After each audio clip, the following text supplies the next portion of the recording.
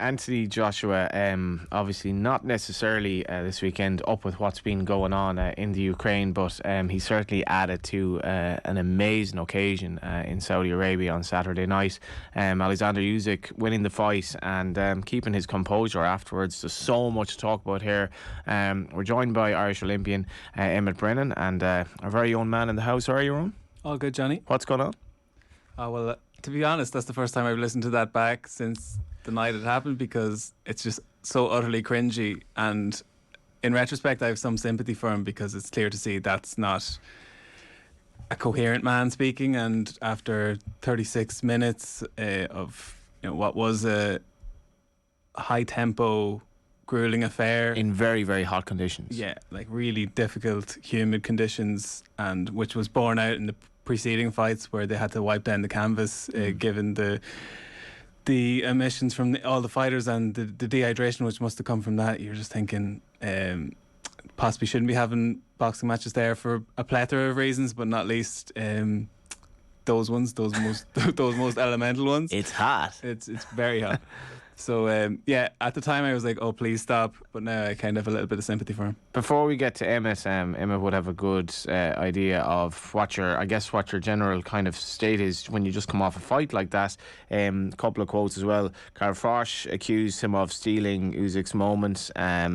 Fraser Clark said he should have been saved from himself by his team, who hung him out to dry, which I thought was interesting because he kind of was walking away from the ring and then he came back. And just to reiterate what Joshua said in a statement subsequent to it, he said, I wish Oleksandr-Usyk continued success in your quest for greatness. You're a class act champ.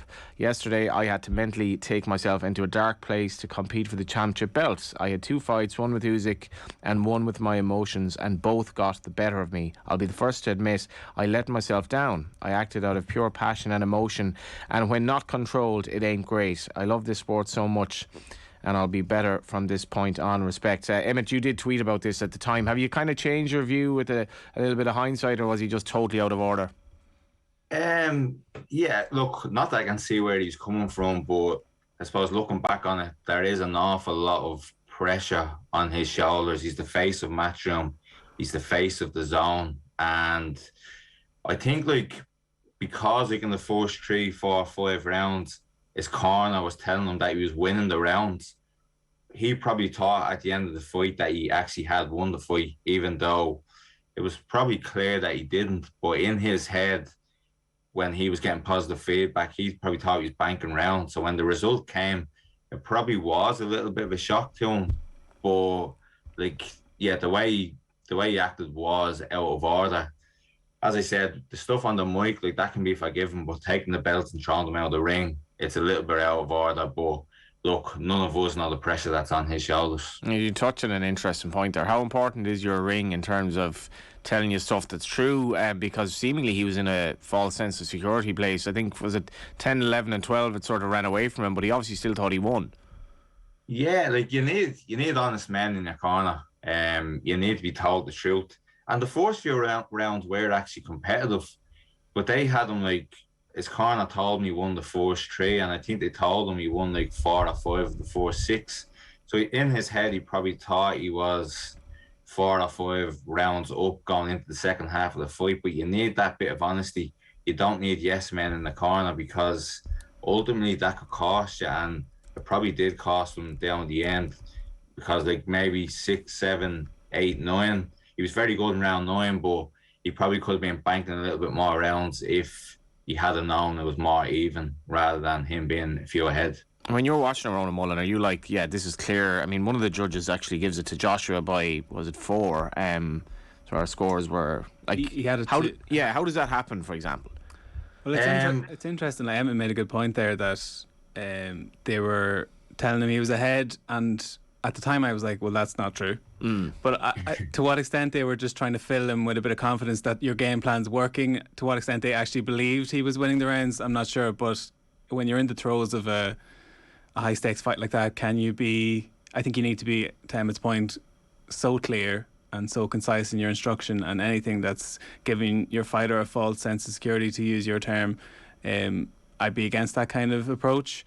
And yeah, I just thought... I think you need to be transparent in the corner. especially like from the off, I don't think Joshua was ever going to win on points anyway. So by telling him he's 3, 4 or 5 rounds up, he's probably never really going to go for the knockout thinking he's ahead on points, which like from someone that knows boxing, his best chance is probably to win by knockout or TKO. His chances of beating Usyk over 12 rounds on points are very, very limited. Yeah, and how badly advised is he not only on that, but like as was mentioned by Clark, who was saying, like, I mean, he was walking out of the ring and he was sort of let back in for this charade that subsequently transpired. Yeah, and that was a good one because Fraser Clark is actually managed by Anthony Joshua's management group. I think it's 258 management. So him to come out and say that, that takes a lot of courage, and he was 100% right.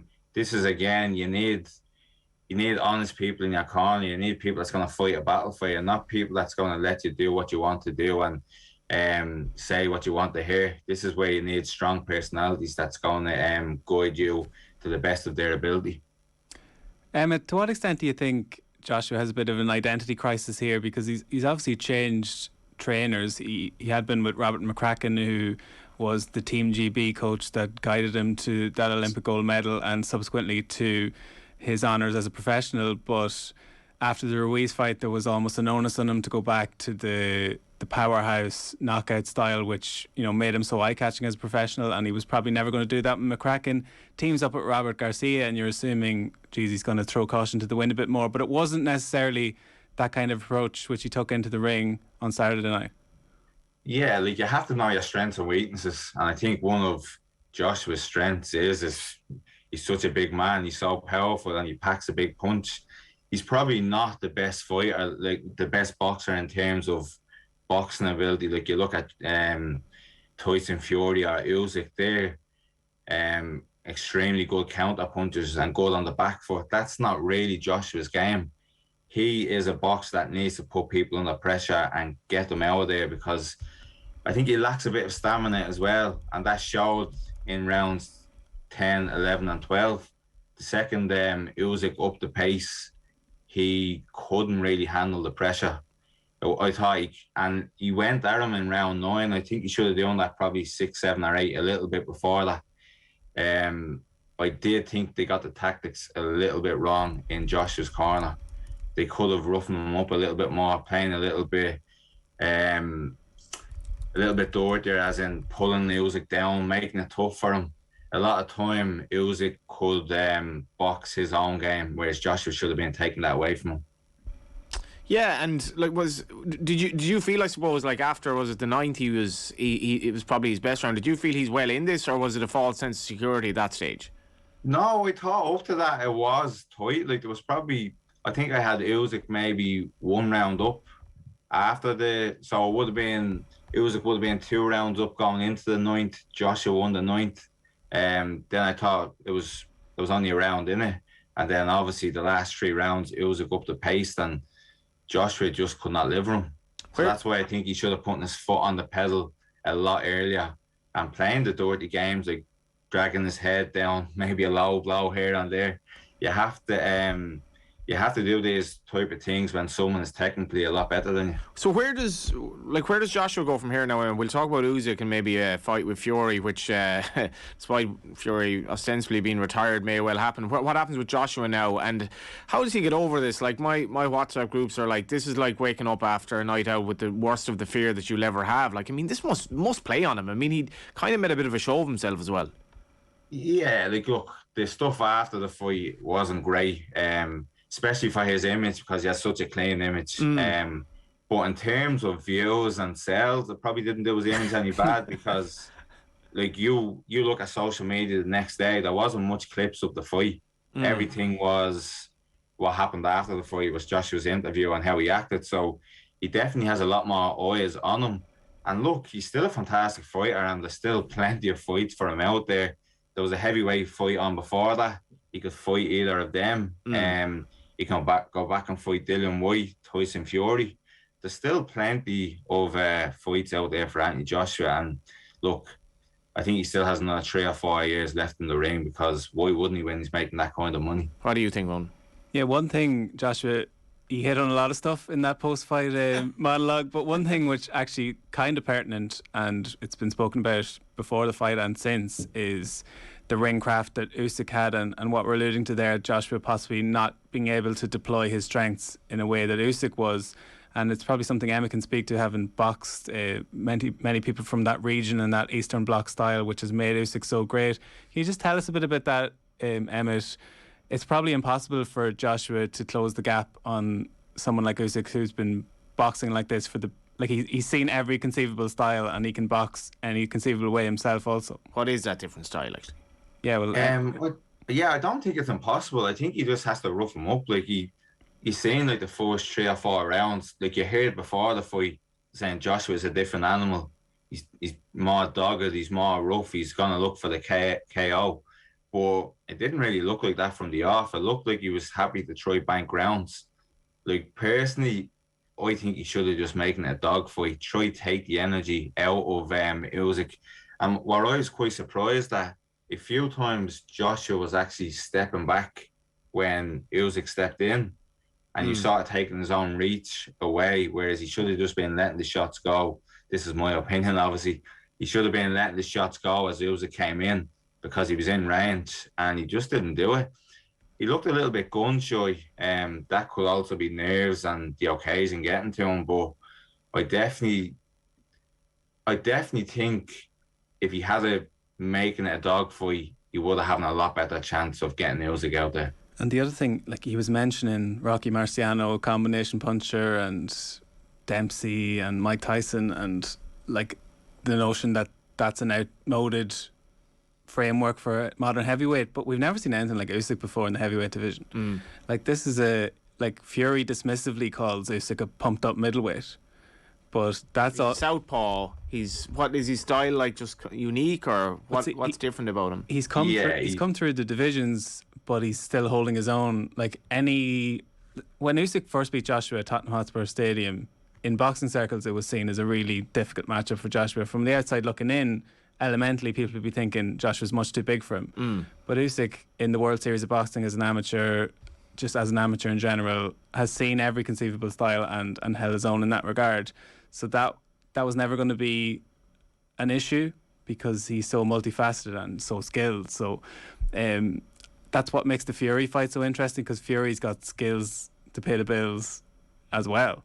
But he does have size and the means by which to make use of it. So that's what makes that such a fascinating matchup, I think. Is it going to happen, Emmet? I think it will happen. Yeah, I think it's the only really fight. Usyk said after the fight, that's the only fight that he wants. And I don't think he was lying. I think he could retire if that fight doesn't happen, because him and Lomachenko are very similar. They trained through the system with Ukraine, and they both have quite similarities in their professional career, whereas I don't think they actually care who they fight. They both just want all of the belts. And the only belt that Usyk doesn't have is the one that Fury has. So I don't think he necessarily cares about the name. He just wants all the belts. Explain to me how Frank Warren, his promoter, says this fight is going to happen despite the fact that his own boxer has actually retired. It's Tyson Fury. I would highly doubt that Tyson Fury is retired. You see videos of him training every day on social media. Like, social media to Tyson Fury is very, very it's just a game to him. He's just playing a game. I would say within the next 6 months you're going to see Tyson Fury in the ring. Remember the clip in Naked Gun when Frank Drebin is like, all I know is never bet on the white guy in boxing. This would be, how big would this fight be between these two white heavyweights? I'd say Fury's probably retired and unretired 3 times since we came on air. It would be closely matched though. If you're into your boxing, this would be massive. Yeah, like I was saying to the lads on the morning show before, that how marketable it is to the non-boxing fans, I'm going to be curious to see, because it's not a blockbuster all-action affair. It could very easily be a really high-level technical bout. But you have Fury against a guy who's fought on the front line. He's actually from Crimea. He's fought on the front line in the war. Surely there'll be a bit of a narrative behind it. And who's obviously, come through a boxing fight that got a lot of publicity on Saturday. There'll be a huge narrative around it. Fury a hugely colourful character, obviously, and equally Usyk, quite apart from his decorated background, brings a lot of pomp and circumstance to these events as well. So I think it'd be brilliant. Hopefully it can happen. Let's just call it a more customary boxing location. Yeah, where would it be actually? Where see, this might is it be? it. Like, I don't know if it would sell. Well, there's mitigation to why it mightn't happen in the US, but in the UK it'd probably sell out a stadium just with Fury's the cult of I think Fury they'd do now. Wembley for it. Right. I think they'd probably go next April or May and do Wembley. But And in fairness, it's not Fury against Joshua, but Fury is still a huge name. I think they sold out Wembley there for Fury against White. I don't see any reason if he did come back, White wouldn't sell it out again. And like Fury does have the bargaining power here for all that Usyk has the belts. I think Fury's the crossover name. To what extent Usyk has leverage, we'll just have to see, because if all things are equal, they'd probably want to have it on neutral territory, and unfortunately where the money is Saudi Arabia. So I wouldn't be ruling that out as a potential one, especially if they wanted to get it in before the end of this year. And if it were to happen, who would win, Emmet? I'm not going to sit on the fence. Like, I rather Usyk, and I think he's great, but I don't know if you see Joshua is more of a sitting target, whereas he's not as elusive as Tyson Fury. So I don't know if Usyk will have the same success against the lad that's 6'9" that can move like Tyson. So I would want Usyk to win, but I think Fury might just pip him. Just before we get to your own future plans, the IABA's former High Performance Director Bernard Dunn is on the way to India. Irish Times not mincing its words here with the headline in the article, which was written by Johnny Warson: "Disgraceful loss of boxing intellectual talent continues as Bernard Dunn looks set to join India." It's obviously been a great week for Irish athletics, but what's the significance of this move, and how could you explain it, Emmet?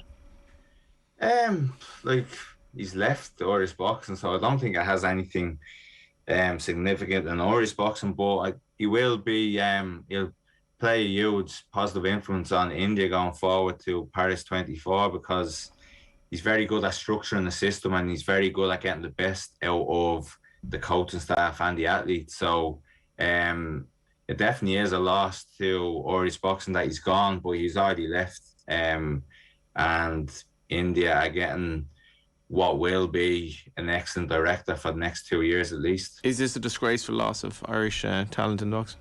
It's just a further indictment. Like, it's you can bookend it with Billy Walsh's departure possibly over a decade ago, but 2012, Rio 2016 rather. But I think the issues predate that, and it's just kind of coming to a head and continues to do so. There have been votes in the last couple of months seeking reform, which haven't come to pass. Kieran Kerwin and Fergal Carruth have also stepped down. So a little bit of a mire.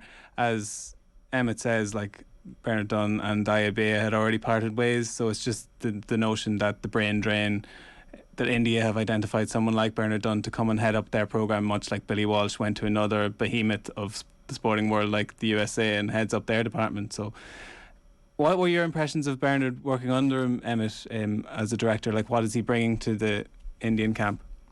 As I said, it was the structure and it was the culture that he brought in. So no matter how good you were, there was no one bigger than the team. And although it's an individual sport, one bad egg can ruin